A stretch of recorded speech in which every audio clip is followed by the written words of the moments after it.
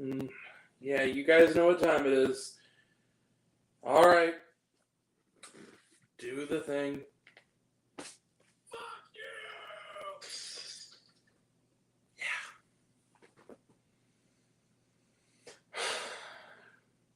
Hi, everyone. It's me, Grant, the movie and TV guy. Welcome to Raise Up Popcorn with Grant, everybody. Angry Grant Show. I'm so fucking tired. Did we hit 15 seconds?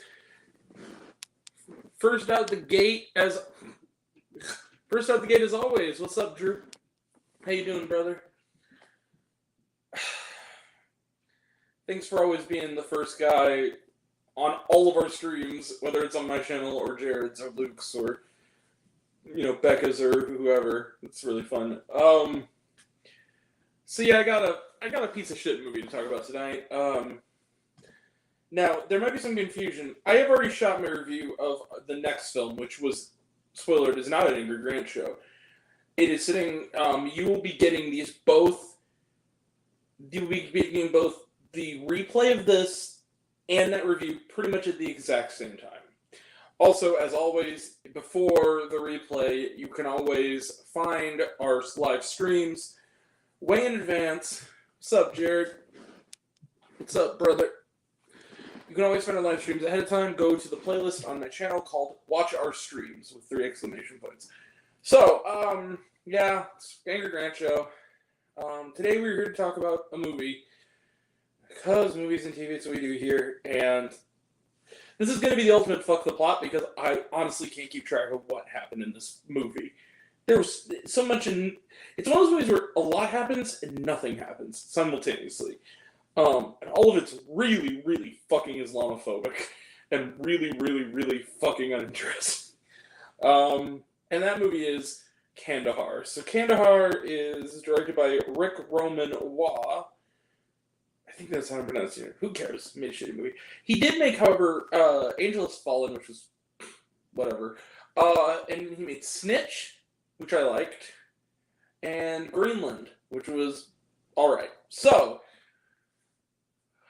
I'll say this Angel Has Fallen is slightly better than London Has Fallen because that movie had the line, go back to Fuckheadistan.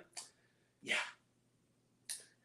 Which I'll never forgive them for that bullshit. And this movie is only slightly less racist than that. So, Kandahar is, Gerard Butler plays a Gerard Butler character. What else can I say about this? Okay, do you guys remember, just put it this way, all these characters collide around Gerard Butler, who is a private contractor, who is setting up an explosive device at a base in the Middle East, but then he's trying to get back to his daughter because he's a Gerard Butler character. You're not missing anything. You're not missing anything, Drew. He has to get to a plane which is at a base in Kandahar. It's miles and miles of terrain, and the Taliban is coming after him, and his translator, who is trying to rescue his sister-in-law from the bad guys, and then he also wants revenge because his son was killed in a raid, and they have to work together to get back home, and fuck the plot. This movie just... And somehow that involves people probably say Gerard Butler is an actor who, while entertaining in his roles, plays a similar character. Exactly! But see, that's the thing, Drew, is that I like Gerard Butler. I like him a lot. He always plays a Gerard Butler character. It doesn't matter what genre he's in. Whether he's in a rom-com like The Ugly Truth, which, boy, is that movie ugly, or in an action movie, in How to Train Your Dragon, as the dad. Like, he always plays the same... He plays Gerard Butler. He plays King Leonidas in different clothes. It's the same guy. The only time I've really seen Gerard Butler play anything differently was the first movie I saw him in, which was Phantom of the Opera. Everything after that, he's just Gerard Butler. Like, in every movie. Like, even the good ones. And again, plain. I liked Plane. I actually recommended that movie. I gave it 4 stars. It wasn't anything spectacular. It was very familiar, but I had fun. It embraced what it was. It was a B movie, and it knew exactly what it was doing. It had a sense of humor, and it was in and it was out. And yes, he had a daughter to get back to on a plane that was at a place that he had to get to, away from faintly, bad guys who basically could be a stand-in for just a race that the filmmakers hate. But you know what the difference is? Anyone who saw my review knows that one of the biggest things that Doctor 204 is that I thought that the sort of Asian Pacific Island, Islander heritage, hatefulness was kind of unforgivable. But at least it was subtle. This movie, guys, here's the big question. Aside from Gerard Butler, who's an actor you feel has a tendency to play some like other movies, latter-day Liam Neeson. Drew, latter-day Liam. Drew, let's put your question up. Drew, latter-day Liam Neeson. And again, okay, and he also has not had the best luck of late. And again, another actor I love. But the thing is okay, this movie, I don't know how long this is going to go. We're live. So it's you can go on up to 10 hours. I mean, it's not going to. It might be, at best, I don't think we're going to get more than maybe a half hour onto this, because quite frankly, it's the finale of Fatal Attraction tonight. I really don't want to spend my evening talking about fucking Kandahar. So, Kandahar is... It's really boring. Okay, so this movie, the thing about Plane was preposterous and over the top. Yes. It was also about 90-some minutes. This movie is all exactly on the dot, all of 2 hours. It does not need to be. And guess what? The first hour and a half are just scenes of characters talking about plots that never come together, really, and they never really, and then occasionally, right as you're falling asleep, an explosion will happen, or maybe some gunfire that'll kind of wake you up. And then in the last half hour, the action finally arrives, and it looks like it was edited in a freaking tornado. It looks terrible. It's it actually makes your head hurt. It reminded me of Max Steel. The way that it's like the worst of Michael Bay's Transformers movies in the way that it's cut together. But the whole movie's like that. The first hour and a half of this movie, I'm not, and you know me. Look, okay, I'm gonna give a slight spoiler to my Instagram followers. Tomorrow, as I do every Sunday, Sunday or Monday, I'm gonna do my film of the week drop on Instagram. Spoiler alert, I guess, my film of the week is going to be You Hurt My Feelings, which is a movie that is all dialogue. But here's the difference. Here's the thing. I have no problem. I'm not saying I'm bored because there was not a lot of action in the movie. That's not a problem for me if a movie's engaging. The plot as it was not engaging because none of the dialogue felt natural. It didn't have any humor to it. There was nobody talked like people in this movie. No, everyone talked like, we must go. Yes, we must go. I heard the line, we have to get to Kandahar now, about 10 times in this movie. In pretty rough saying, yeah, fucking no, dude. Get to Kandahar. The other thing I was going to mention was, there are way too many side characters and subplots in this movie that go nowhere. So this guy, and he also, Gerard Butler is not that great in this. I mean, he tried, he does what he can, but I'm not saying that he's the reason this movie is bad. It's not. Not at all. Gerard Butler does it again. But the closest thing to a sympathetic character in this is a fella played by Naveed Negaban. I think that's how it's... or Negaban. I'm sorry if I got your name wrong. This is a really terrific character actor. He was really good on Legion. He was really solid in things like the Aladdin remake. But here, he's giving the best performance, and he's the most sympathetic character. And the reason for that is, and this is where I get to my biggest thing that drops this down to the score I'm never going to give it, is every other character who is not a white person in this movie, or especially who is Muslim character or Middle Eastern character in this movie, other than him, is the most, I'm sorry, racist, eyes bugging out, like screeching and squealing, battle crying, freaking terrorist stereotype I've ever seen in a movie. It's really hateful. I mean, it's despicable. And within that, but beyond all of that, the action's incomprehensible, the characterization is pretty racist. Well, okay, then what else is your problem? Well, here's the thing. Not only is the action choppy, this movie is all over the map every which way. The first, again, hour and a half, scenes just kind of happen in quick succession. You can go from a scene of a character talking to a loved one,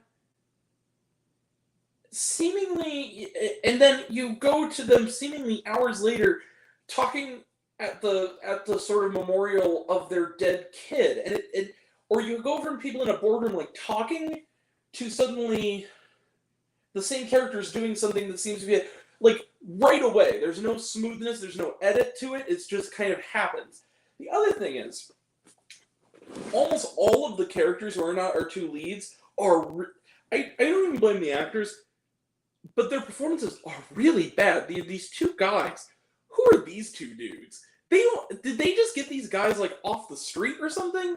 Like out of like some like local theater troupe or something? They're terrible. These two guys in the it's unbelievable that we still have some directors who think shaking the camera all over the place looks cool when it's not.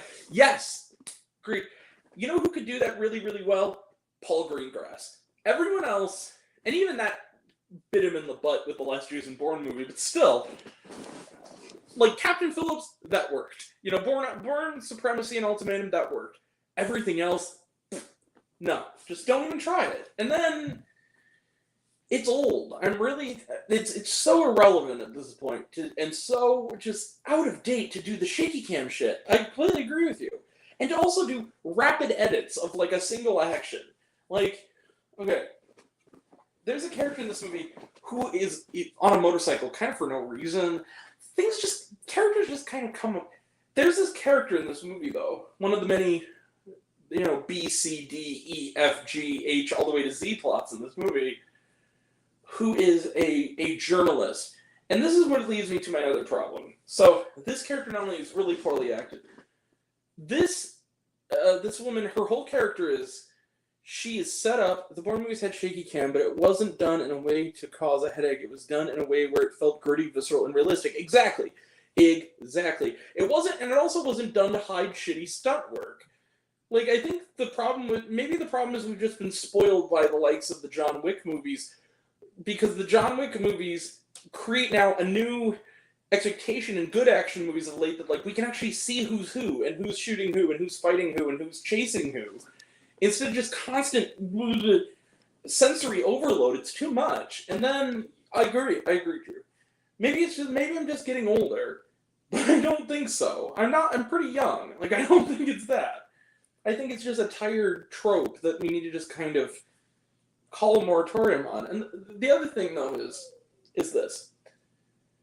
This character, I don't know if you've been paying attention to the news a lot, but there has been several instances of journalists who go to places and are just abducted. It's ripped from the headlines, abducted and then tortured to death. This movie has this subplot in here of this woman getting abducted and potentially being tortured to death.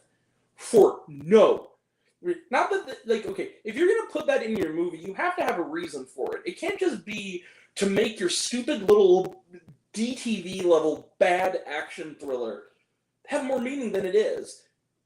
If you're going to go to tread in those waters, you have to be smart. You have to know the tone of what you're trying to do with it. First off, it's really, really kind of exploitative and disgusting. But secondly, beyond all of that, it's also completely pointless because she's in two scenes at the beginning, and then she's in a scene at the end, and like the whole other, like, it's 2 hours. The first 20 minutes she's in the movie, like, 2 or 3 scenes. And then she doesn't show up again until, like, the next to last scene of the movie. That's the other thing. This movie has more endings than Return of the King. Travis Fimmel is in this from Vikings, and he plays this guy who also is really confused. Also, spoiler alert, I guess, but everybody knows this. I put it on the thumbnail. Or Jared actually did. Thank you, Jared. Thumbs up for Jared's thumbnails. Always a treat. They also bring up the specter of ISIS a lot in this movie in a way that, again, it's just kind of exploitative. Where he shows up, he's like white type sort of like Islam, right? He's friends with Gerard Butler, and you think for a sizable chunk of the movie, out of nowhere, he is suddenly on the side of evil because he's shown very sinisterly talking to this guy who's all dressed up, and then they pan up, and the flag on his car is the symbol for ISIS. And then he shows up, saves the day, and he says, like, "Whoa, I thought you were," and he goes, "Oh yeah, me and my team is on the ground," and he goes, "I was undercover, like I was something on the lines," and he goes, I knew the only way to sneak in here is to pretend to be ISIS. Let's go. It's like, what the fuck? That's stupid. First off, but then the other thing is, okay, these two dudes, they kind of reminded me of like Bradley Whitford and Richard Jenkins' characters in The Cabin in the Woods, kind of. Or more accurately, that dude from, I think it was Tony Goldwyn from Plane. They're the dudes on the ground. Okay, Tony Goldwyn got away with it. And then again, I also thought that subplot was unnecessary in Plane. But in this, it's even more so. Because Tony Goldwyn's a good actor. These two guys that got to play... What's up, Brian? How's it going, brother? The two guys that are like the most... They literally look like they're looking at the cue cards. It's terrible. And they keep cutting back to them. Like, a good 20 minutes of the movie is these two guys. Are they like the nephews of the director? Like, why are they here? I don't know. And this one guy, real quick, like, what are we going to do? 2 times he says, "We can't do that. It's not protocol." That's how he talks. Not with any emotion, just, "We can't do that. It's not protocol." And then later, the big scene happens where they are on death's door. It's like the Top Gun Maverick climax moment. It's the Hangman overhead moment, saving Maverick and Rooster at the last second moment from Top Gun Maverick. But they're together and like, "Oh my god, it's like, I'm so sorry," and then they're gonna like dive bomb the bad guys who are chasing them. And then he says, "Take them down," or more like, "Take them down," and then with no conviction, and the other guy goes, "But sir, we can't do that. It's not protocol." And then he goes, "Fuck the protocol, Johnson." He says, "No, actually," he's like, "Fuck the protocol," like, "Fuck the protocol, Johnson." More like that. And then he goes, "I'm not gonna see another good man die." It's like, fucking blow me, movie. It's so bad. It is so bad, and it's so cliched.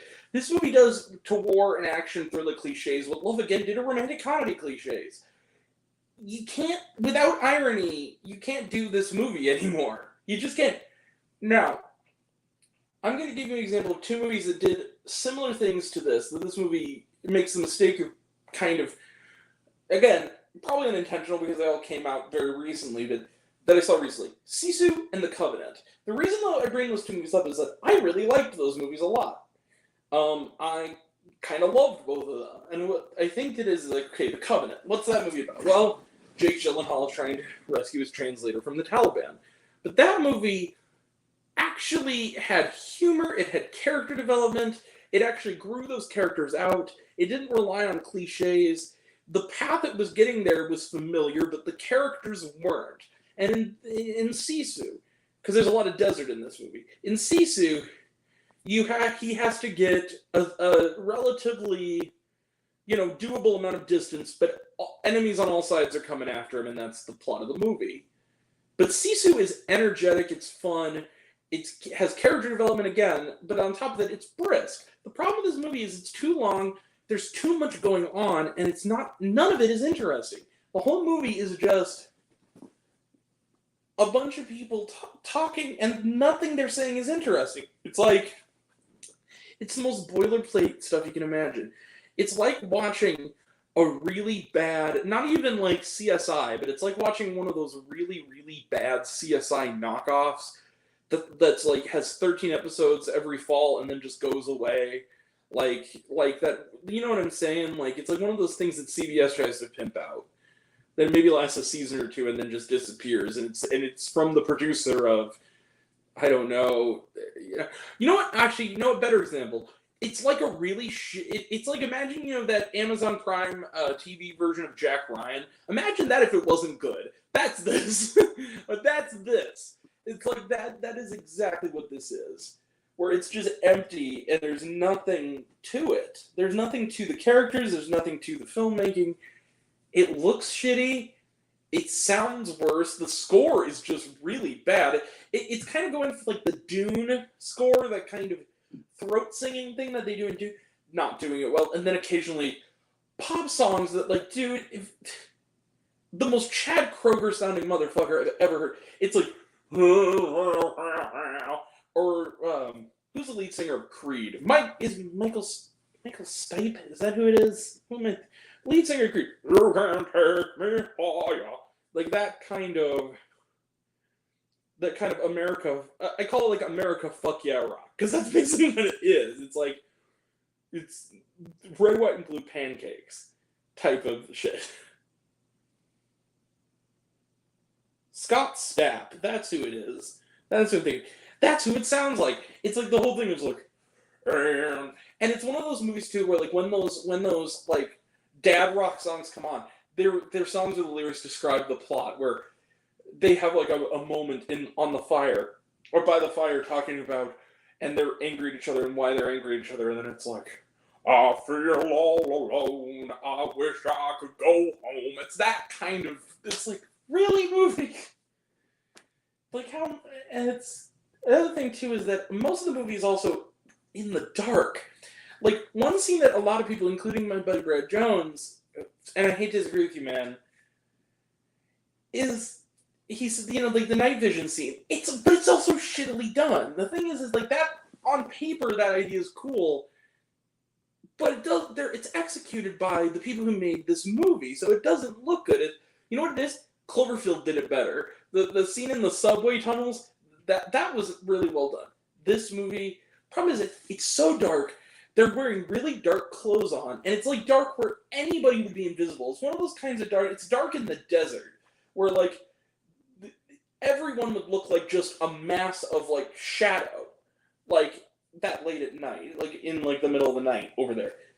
So you can't tell who is who, who's fighting who, why, and who it is, because it's dark and you don't. It looks like it's just a bunch of dudes in camo, and you can't tell who's who. It's terrible. It is terrible. It's ugly. It's mean-spirited. It's not fun. It's not thoughtful. It doesn't have anything to say about the war in Afghanistan at all. It doesn't have anything to say about the treatment of troops or translators in Afghanistan at all. It doesn't have anything to say about geopolitics. It doesn't have anything to say about America in comparison to the Middle East. It doesn't have anything to say about just its own scenario. It doesn't have any fun with its scenario. It's a chase movie that feels like you're a snail. It's a chase movie that feels like there's a lot of downtime for characters whose lives are actively in danger. Like, it's a chase movie with no momentum, which is like the worst thing in a movie where it's all just people driving through the desert being pursued by people. There has to be momentum, and when the momentum kicks in, it has to look visceral and exciting. The other thing too is, why is this movie rated R? This also has no reason being rated R, except that every other sentence Gerard Butler says fuck. That is it. That is it. And then occasionally someone will get shot in the shoulder and there's like a little droplet of blood hitting them. That's it. There's nothing. Like, what is the point of this movie? I was in a theater with about 4 other people. 2 of them kind of, we kind of chatted after just because of I accidentally got a little bit cut by the boulder because I'm an idiot. And they talked to me and I said, what did you guys think? Just out of morbid curiosity, and like, it wasn't very good. Almost like they were trying to like lie because they thought I liked it, and like, what did you think? I'm like, I thought it was kind of awful. And they're like, yeah, okay, good, because we didn't like it either. I'm like, okay. It's like, these 2 women, it's like, yeah, it's like, also, was it really confusing? I'm like, yes, absolutely it was confusing. I couldn't tell who was who. You need, like, Dramamine and crack to watch this movie, because you're both going to have a headache and just be bored and headachy. It's dull. It's dull. It's just, I'm out of words. I'm out of dumb metaphors. Let's just, yeah, and in case you guys didn't realize it by now, Kandahar, you're getting one of these. Bang. Fuck you, Kandahar. 0 stars, middle finger of kindness. This movie just, oh god, it sucks. It's just bullshittery of the highest order. Don't watch this. Don't watch this on Netflix. I'm gonna be real. Go see The Machine. Go see. You know what? Actually, fuck all that. Go see You Hurt My Feelings. That movie deserves love. That's a great movie. This movie The Little Mermaid was really good. Go see that. Like, don't waste your time or your money on this. Don't waste your time on this. Even if you like Gerard Butler, like, just go rent Plane. Or Greenland wasn't bad from the same director. Like, just go watch Greenland again. This is just terrible. Anyway, just like a good 40 years out of date and just bad. I hated this fucking movie. Anyway, yeah, just fuck you, Kandahar. Just go away forever. Anyway, with that being said, okay, now Grant got his anger out. Now it's time for the happy-go-lucky guy you all know. Hello, friends. You're all looking good. You did something different with your hair, I noticed. Let's talk some trailer trash now. The Equalizer 3, Red Band trailer. First 2 movies were alright. I liked them. This looks good. I'll tell you this. All the movies, this looks gory as hell. Damn, it looks really good. Old Boy, I don't even have to tell you, Old Boy is one of the best movies ever. I really hope it comes to Edwardsville or at least O'Fallon so I can see it not only on the big screen for the first time, but actually review it on this channel as a retro review, because I have seen Old Boy. I've seen both versions of Old Boy. Old Boy is fucking awesome. If you have not seen Old Boy, don't even wait for it to get re-released. See it when it gets re-released, but rent that shit. It's so good. And really fucked up, but really good. Park Chan-wook is one of the greatest filmmakers ever. Anyway, yeah, Old Boy, great. The Boogeyman, talked about it, looks good. We are seeing it Thursday after Spider-Man Across the Spider-Verse, so it'll be fun. The Last Voyage of the Demeter, looks good. Big Dracula fan, looking forward to that one. Mending the Line, we talked about this yesterday, or the day before yesterday. Jackie K. Cooper liked it. That's good enough for me. I'll check it out. If it's in O'Fallon, I'll go out on my way to check it out. And of the few reviews I've seen, they're all pretty positive, so I'm sure it'll be. It looks like good. Brian Cox, I mean, come on, good actor. Mission Impossible, that's very good. Larry David, yeah, pretty good. Mission Impossible: Dead Reckoning Part 1. It's like, this is not a feel good movie of the year. You want to feel good? Go get a massage. Mission Impossible: Dead Reckoning Part 1. Yeah, looks fucking awesome. It's Mission Impossible. Love all those movies. Look good. And then The Hill. This looked really bad. Poor Dennis Quaid. Come back to us, man. You used to be such a good actor. It looks harmless. It just doesn't look good. It's like the kid. I think he has polio. It's a true story. Plays baseball. Again, inspiration story. It says it's from the writer of Hoosiers and Rudy, so that kind of gives me hope because Hoosiers and Rudy are great movies. But like, I named my dog after Rudy from Rudy, so it just looks, I don't know. It just, and it's churchy and like real low budget. It looks like I should be watching that on the Lifetime Network. Why is that coming to theaters? It just looks really poor. It's like On a Wing and a Prayer. It's like On a Wing and a Prayer, like, the best thing I can say about it is that it wasn't hateful, but it was just inept, and this kind of looks the same way. I wonder if this is Sean McNamara again. Damn it, Sean McNamara, you slightly changed your name to a pseudonym to get by me. you scoundrel. Yeah, it looks dumb. Yeah. And was there shawarma? No, there wasn't. No, there wasn't. Alright, that's it. We are done now for the weekend. Tomorrow, I will not be reviewing anything because I, like many people, I'm going to be watching The Succession and Barry finales, like everybody. But then Monday night, we will have a review of the new HBO original film, Reality, which I've heard nothing but good things about, starring Sydney Sweeney.